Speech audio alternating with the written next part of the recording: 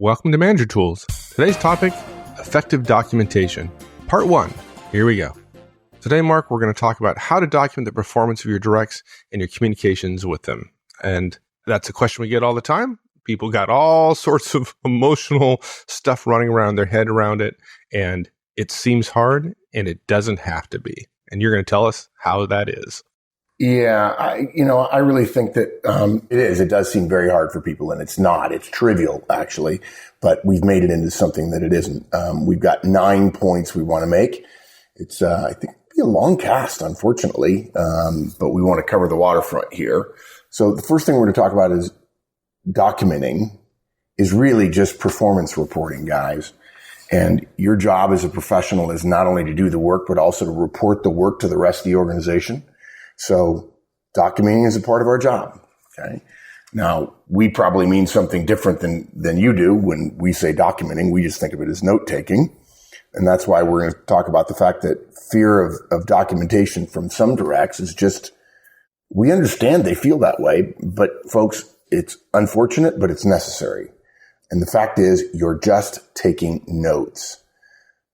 The best way to document is something called contemporaneous, which means basically at the same time. You don't wait. A lot of managers mistakenly make notes later and think that that's good, and it's not. Handwritten notes are fine. Formality is unnecessary, guys, completely unnecessary. It's overrated. You don't need memorandum for records. You don't need emails. They might be helpful, but too many lawyers want us to do their job and write the case for them. And that's not our job. Our job is to manage and to create results and to keep people. You don't need signatures. And folks, you really just need to stop thinking about documenting and start thinking about taking professional notes about the performance of you and your team. If you do that, you'll be fine. And you'll be able to not only support the good things that your folks do, but also the bad things on occasion when they make mistakes. All right. So let's talk about what I think is the biggest problem with managers, and that this usage of the word documentation and how it just has such negative connotations associated with it. Of course, taking notes doesn't have a whole lot of negative connotation. So let's talk about that and the fact that documentation is performance reporting. Yeah, it is. It really is. When managers think documentation, most of us think of creating a record of poor performance to be used to help terminate a direct's employment. Okay. And that's it. We don't think of documentation as the notes we take in a meeting about deliverables, but that's documentation too, because all documentation is a formal word for note taking that, well, look, us calling it documentation came about for 3 reasons. The first and most important is we managers traditionally have done a horrific job of keeping track of, let's call it that, keeping track of things. Let's call it that rather than documentation for now. We've done a horrific job of keeping track of our directs' performances. We're too busy. They're doing fine, really. This is just a blip, right? I'll keep track of it when I need to, which is to say late stages, right? And I don't need to until I need to, which is of course dumb, because then you've got Horstman's Christmas rule in effect, which means you don't do it very often, but when you do it, it's important to you. And then managers are like, oh, I don't know how to document. Okay. So basically, we don't keep track of things. We don't document performance. We don't take notes. Another reason has got to be the fact that our directs only see us keeping track when they're doing poorly, right? If that's the only time we start doing it. And so there's a bunch of negative connotations associated with that. Yep, exactly.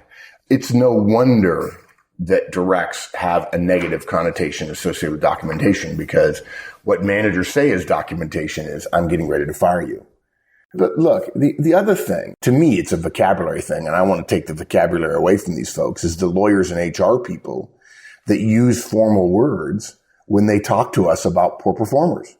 And they said, do you have any documentation? The reason they use formal words is that virtually all lawyers and most HR managers aren't thinking, no, folks, this is not a ding on HR. This is a function of their role. It's certainly a function of a lawyer's role. They aren't thinking about supporting the manager. They're not thinking about supporting the direct when they think about documentation or our notes or whatever else. They're thinking about protecting the company. And they're actually thinking about the worst case of protecting the company in court, where guess what, guys? They call the kind of note-taking that professionals do on performance, the recording of people's performance, they call that in court documentation. But just because that's the common usage for them doesn't mean, and now the negative connotation of documentation, just because that's common usage and we've spun it to mean negative, doesn't mean the underlying behavior of performance reporting, of note-taking, of keeping track isn't completely reasonable, even required. It is. Keeping track of your direct's performance is not only reasonable, guys, it's our job. It's part of our job. Performance tracking, which is simply just individual performance reporting at a micro level, is a core part of the reporting within our organization. And I got to tell you, I'm going to say this again. We're the only people who are saying it. If a tree falls in the forest and no one's there to hear it, does it make a sound? Well, as we've said before, there's an answer to that, Zen koan, and the answer is it doesn't, because sound is perception. By the same token, if you do work in an organization and you don't report it, you don't get credit for it because it's as if the work didn't happen. You do work that's connected to other people, and if no one knows your work is done, it can't be added to, changed, modified, transmogrified into profit maybe by somebody else. If you make a sale, but you don't report the sale and an invoice doesn't get sent, the company doesn't make any money. And if you make a sale, but the company doesn't make any money or product doesn't get shipped, it's as if a sale didn't happen. We've got to learn that in any organization, more than 2 or 3 or 4 people, you've got to be willing to report, which is to say, communicate about performance, communicate about things that are done. Look, for most of us, we can say there are systems in place to track our direct's performances. There are existing reports, there are metrics, there are system reports, and so on. But many of us, maybe even most of us, never take the time as managers to ensure that the reports and the reporting systems really do allow the manager to assess an individual's performance against their objectives. Most of us fail to realize until it's too late that one direct's results are sufficiently hidden in larger numbers that when we start relying just on team numbers overall, that's misguided in terms of getting accurate information about each individual on our team that reports to us and whose performance we're responsible for. Too many of us trust our guts and look at team reports and say, oh, I know who's doing what. So what this means is, as managers, we're responsible for, quote, documentation, unquote, all the time, because keeping track of our direct's performance, is good or bad, is part of what we're paid for. The organization keeps track. The organization reports. It's really folly for us to believe that somehow, therefore, managers don't have to track and report, even if it's just to ourselves, so that we can be accurate when we're required to give them a review, which controls their addiction to food, clothing, and shelter, which the organization uses in order to, hopefully, if they're doing it right, effectively succession plan. This is actually worse than a joke, because really us not keeping track of what our directs do. And I'm not saying in a spreadsheet, guys, I'm saying just keeping notes about what they do well and what they do poorly. And I'm not talking about reams and reams and reams. I'm talking about notes throughout a week, a couple, 3 or 4 times, so that you can have a good contemporaneous record of how people tended to do. If you're not doing that, it's really logically unsustainable relative to the continued existence of the organization. Now look, some of you are saying, well, that can't be right, Mark, because I haven't been documenting, I haven't been note-taking, I haven't been performance reporting, I haven't been performance tracking for years. My company's still here. Yeah, you're absolutely right, and I'm going too far. Yeah, but it could be better. Yeah, it could be a lot better. At some point, there's going to be a divergence between what the organization says is true about one of your guys and what you know is true. And if you don't have documentation, you're either A, not going to be able to fire them, or B, not be able to get them promoted, or C, not be able to defend their position in a steel cage death match, and they end up getting laid off because you don't have data. And that's not good. Okay. 2 other things that I want to share that everybody always forgets. because we've got this narrow negative construction of documentation as opposed to note-taking. We keep track of everyone's performance because we want to strengthen our relationship with them. Look, guys, how can we not take notes about folks with whom a better relationship leads to better results? Why wouldn't performance be a huge part of our professional relationship with somebody? And what would make us think we'd remember everything that might have relevance to that professional relationship? We're not going to. So it's better for my relationship with one of my directs to have more notes. And I don't mean every single thing they do, but being in the habit of writing down the things they do well and the things they do poorly in penmanship that no one can read but me. If in fact I have terrible penmanship, which often I do. Okay. The second thing is we need reasonable performance notes to get our best performers rewarded and promoted. Again, documentation is not just about helping somebody get fired. Documentation is the word lawyers use, and we've corrupted it into, oh, that's what you do when somebody's in trouble. But really, documentation is another word for note-taking or performance reporting, and we're obligated to do that because we want to take care of our best people. And nowadays, and frankly, for the foreseeable future, you can't just get people promoted because you say they're good. There's got to be data.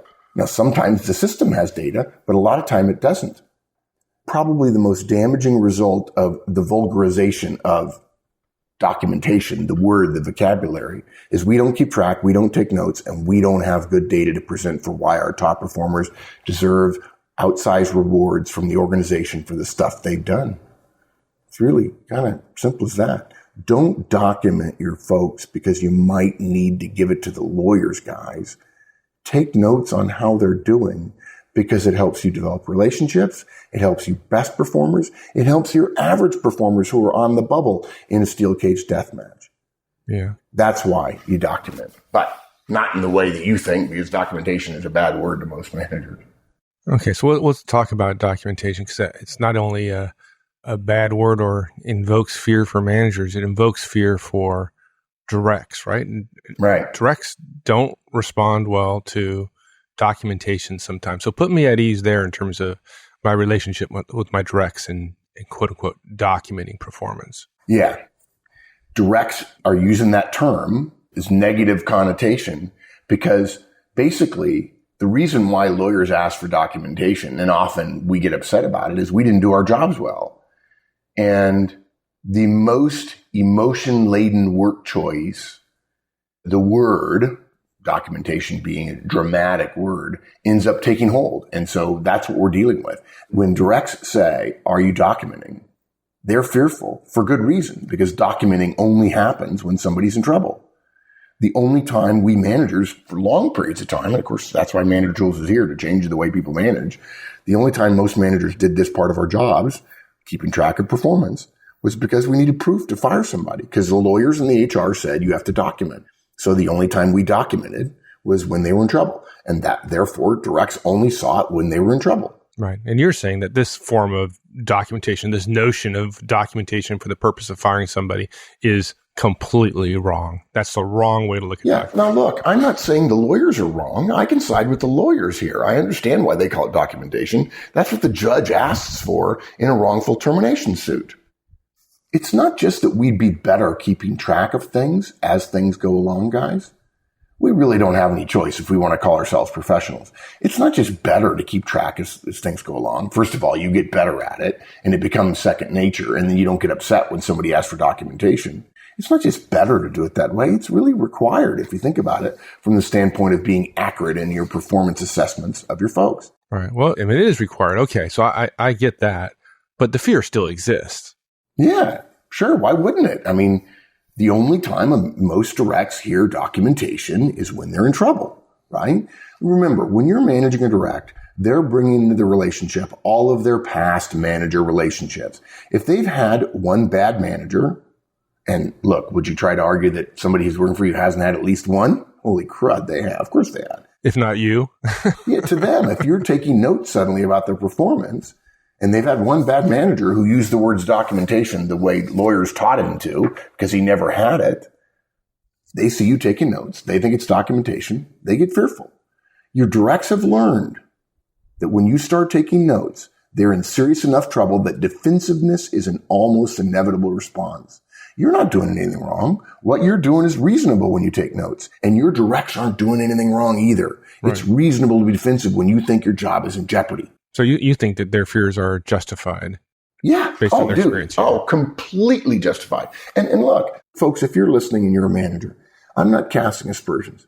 I was there too. And who's to say that I won't get so busy in some other part of my job that I'll lose my way a little bit when it comes to management. But guys, it's completely normal for your directs to see you taking notes and get worried, because the world that exists today in 2012 is a world that says managers only start taking notes when somebody's in trouble. Okay? So the point of this is, let's not penalize our directs for their emotional response when we do the right thing, but they ascribe it to something else. It would be way better if you had a good relationship. I tell managers all the time, what do I say when my directs say, are you documenting? And I tell them, I am. Yes, I am. And when the direct goes, well, am I in trouble? No. Well, managers only document when you're in trouble. No, actually, that might be true for everybody else. It's not true for me. Let me put it differently. You call it documentation. I call it note taking. We're in a meeting. I take notes. That's what I do. When you do something good, I write it down. When you do something bad, I'm going to write it down, because I don't remember stuff. And if your other bosses or some lawyer talk to you and call this documentation, fine. Legally or technically, I am actually documenting. But dude, I document when my kids say, Dad, can you pick up some ice cream? I write that down. Right. Nobody gets upset about documentation. That. Yeah, nobody gets upset about that. In fact, my kids get upset if I don't write it down. So when they get upset, I mean, that's how you address it, right? You just tell them that you're simply taking notes. Yeah, and I think if the direct is defensive and says, why are you documenting, or what are you doing? And we'll talk about those objections in a moment. If the manager gets defensive, the direct knows they've hit the nail on the head. If you're doing the right thing, why would you be defensive? Yeah, exactly. So you're going to hear in these examples some pretty calm responses. Yeah. For all of the Sturm and Drang about documentation, there's an easy way to handle it. Just tell them you're doing your job. Just tell them you're doing what you do in any business meeting. You're taking notes. Now, look, every time I do this at conferences, it just happened the other day in Houston when we were talking about note taking. Somebody says, well, my directs are going to say this or that. And the moment I answer the first concern, somebody says, well, no, that's not what they say. They say this. And I said, well, this is what I would say to that. And they say, oh, no, that's not what they say. They say this. I'm like, dude, do they say all these things? Or are you just trying to figure out the one thing I don't have an answer to? So, Mike, why don't you throw some questions at me, and I'll do your best to answer. Yeah, I'll do my best. Okay. I'll try really hard. All right, let me think of one. And by the way, guys, I've been taking notes on my directs for years, and I've handled all these questions. And please, Manager Tools doesn't teach what Mike and I do as bosses. We teach what we know hundreds, thousands of other managers that we've watched change their behavior or use our stuff have done, and it works. I'm going to play the role here, but trust me, this is what I've told thousands of managers before. Okay, so let me dream something up here. Okay, well let's do the easiest one, which comes up all the time.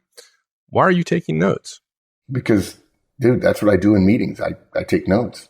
I don't remember everything. Sometimes I remember stuff wrong. I want to be able to track my deliverables and your deliverables. I have lots of meetings. Lots of things are said. You're talking. I'm going to write it down. That's just the way professionals work. Okay, well, I see this a little different. Are you taking notes about my performance and how I'm doing? Yeah, I am. Of course I am.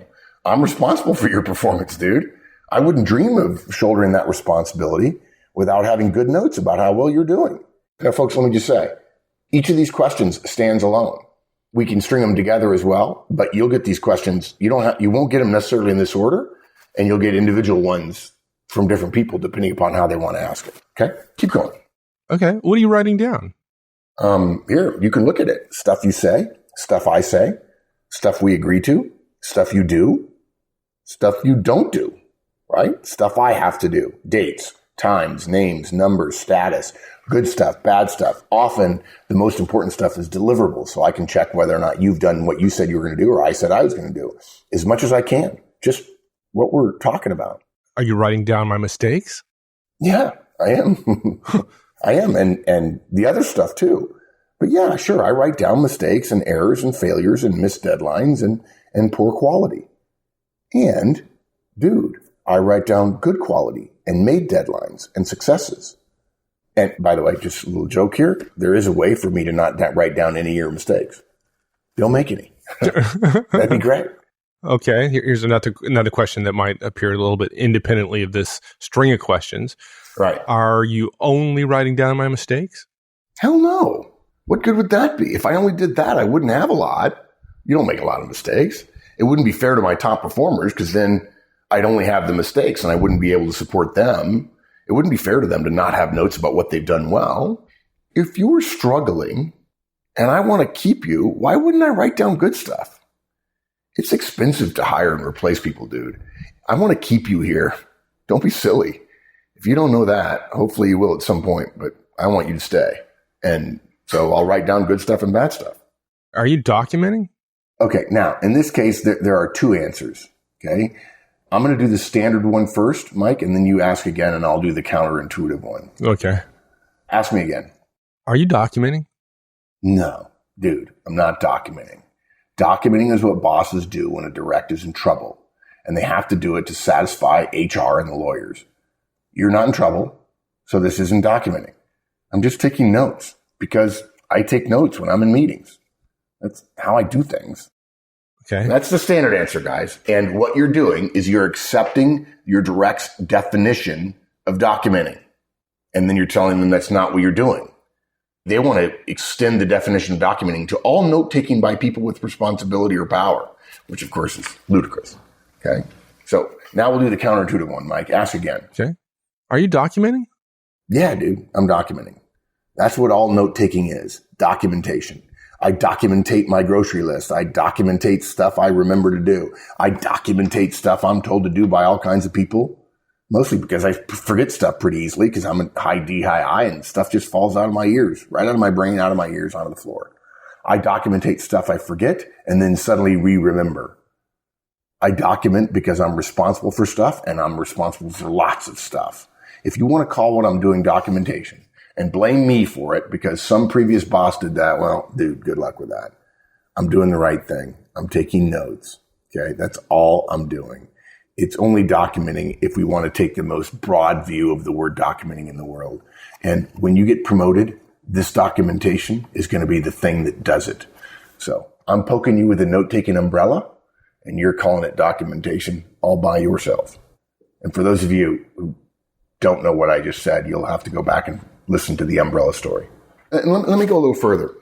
Let me add something. Those of you who have been listening a long time, you say, okay, that's good, but maybe that's not exactly right. Let me give you some more fodder to think about and roll around in your head. And of course, those of you with licenses can download the show notes and look at this and maybe cobble together an answer that you feel you can do. And by the way, guys, let me just tell you something really funny that some of you will think Horstman's a weirdo. And I really don't care.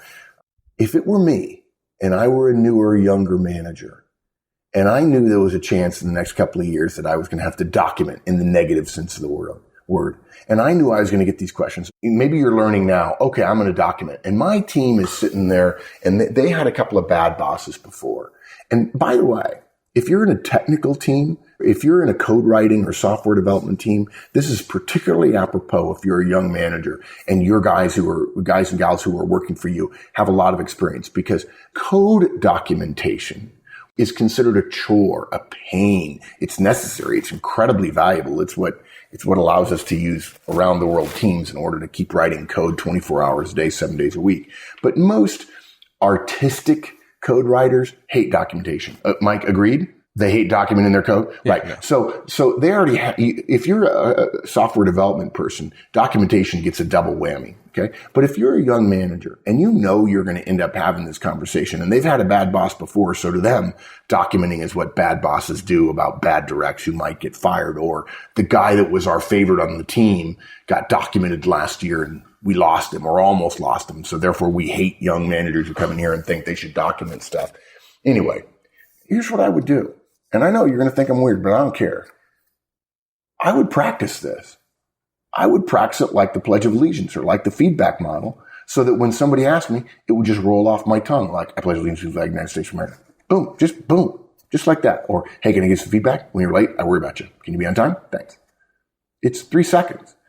And so I'm going to give you a lot of words, and you can put them together any way you like, but accept the fact that what you're doing, note-taking, performance reporting, individual performance reporting by an individual manager is absolutely necessary. It's not just sufficient, it's necessary for a good boss. So let me just add this little soliloquy for some of you who may want it. You might say this: look, I don't know who your previous bosses were, or at least I don't know how they managed you. Maybe they only took notes when you were struggling. I'm not them, and that's not me. You're thinking I'm them is like me thinking you're my worst nightmare, which is not cool, and I don't think that. Part of my job is evaluating your performance. I can't do that only at the end of the year. And dude, I wouldn't want my boss only relying on whatever systems there are in the company. I'd want him to have more data, not less. You might not think of note-taking as data, but that's what it is. Maybe you don't trust me. And you know what? I'm okay with that, and I'm willing to work on that. Maybe it's because of me. Maybe it's because I'm a boss. Maybe it's because you've had other bosses that weren't trustworthy. But I'm going to tell you something. Even if you don't trust me, I'm trustworthy. And if you don't trust me, it's only because I haven't earned it yet. Now look, that's cool with me. At some point, I will. For now, though, if you want to use my note-taking to not trust me, knock yourself out, dude. But note-taking doesn't make me untrustworthy. It makes me professional. And not taking notes right now to make you feel better would only be a burden to both of us later when you do well, or when I need notes to figure out where you went off the rails and how I can help you get back on the rails. Yeah, that works. Yeah, and I think part of this cast, guys, and I know we're going long, and I know it's going to be a two-parter. I know some of you are going to write me and say, you talk too much. Okay. I want you to take notes. Mike and I want you to take notes. We also want you to understand that what you're doing is honorable. It is. And the word documentation has made it dishonorable, and many of you are uncomfortable. And look, nobody's teaching you how to manage except us. And so you're thinking, if you're a young manager and one of your directs says, oh, you're documenting, and you know that documenting is bad, you stop doing it. Don't stop, guys. There's honor in doing the right thing, and this is the right thing. And your best people and your worst people will benefit from it when you figure out why, like I said, why they're going off the rails. And when you get your best people reported when you're young or promoted and you're a young manager and people say, wow, how'd you do that? Man, I took notes. They're going to say, oh, I thought that was documenting. And you'd roll your eyes and go, yeah, it kind of is, but those of us who are good at our jobs, we know it's honorable. And if you want to get somebody promoted or you want to get them a raise under tight financial circumstances, the only way you can do it, it's the steel cage death match. The person with the most documentation wins. Right? You know what you just said? You're so right, dude. It's in tight financial situations, everybody assumes nobody gets promoted. Actually, people do get promoted. The guys whose bosses go in and just have a 10-foot tall ironclad case for why their dude is awesome. That's right. So maybe I should reword that. That's how I say it most of the time, but maybe I should start saying the person with the most notes wins. Yeah, exactly. That would take the negative connotations away. Yeah, and what people don't understand is when you're talking about humans, notes are data. Feelings about how awesome your dude is not data. You got to have notes. He did this, he did this, he did this, he did this. And I know we talked about it in the Steel Cage Deathmatch meeting podcast. And if you don't know what that is, folks, go to the website, search for Steel Cage Deathmatch. You'll find it. That name comes from our good friend, Dan McGuire. And it's a real occurrence. It happens every couple of years in virtually every industry. And you know how to be ready. You need to know how to be ready for it. And note-taking is a core part of it. And yeah, the beauty of what you just gone through is, folks, if you do a lot of note-taking / documentation, there will be occasions you're going to get pushback. If you're not doing it now, you're not going to get nearly as much pushback as you think, but you will get some pushback. And you've gotten in the past too, right, Mark? Yeah, absolutely. I got an email once. I wrote it in the show notes from memory, but this is the exchange. A direct sent me a note. Hey, just want you to know that some folks are saying they don't like your note-taking in these one-on-one meetings. So I wrote back, thanks for the heads up, dude. And I continue to take notes. Of course.